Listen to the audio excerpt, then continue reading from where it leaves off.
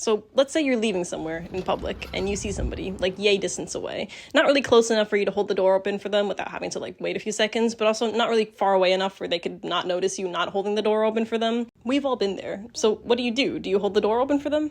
What does the most perfect person do? The easy move is to not hold the door open for them, but you know that's the wrong idea, and plus you've been trying to be a more moral person ever since you gave up on your New Year's resolution to give back to the community.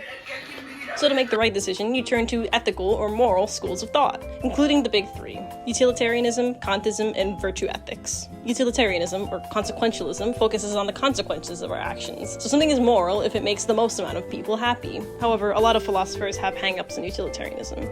Think the trolley problem, where you have to do something seemingly immoral to guarantee the happiness and welfare of many others. Okay, so maybe not utilitarianism, but we can turn to Kantism, or deontology, which focuses on the intentions behind our actions. So as long as we intend to do good, our actions are moral. But deontology requires absolutist maxims that we must follow under any condition, getting us into extreme scenarios, like having to run into every burning building we see, or not being able to lie, even just a tiny bit, to tell our friend that we like their ugly sweater. You look fantastic. Maybe now we should pivot to Aristotle's virtue ethics, which tell us that the perfect person is comprised of the right amount of specific virtues or qualities, like honesty or heroicism. But under Aristotle's logic, this also includes having non-zero amounts of certain qualities that we'd want to avoid at all costs, including gluttony.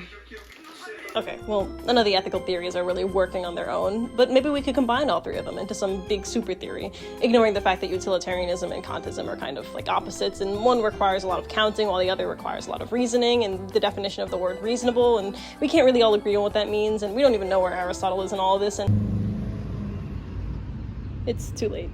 You held the door open. Ethics is kind of hard. Maybe you should read a book on it or something.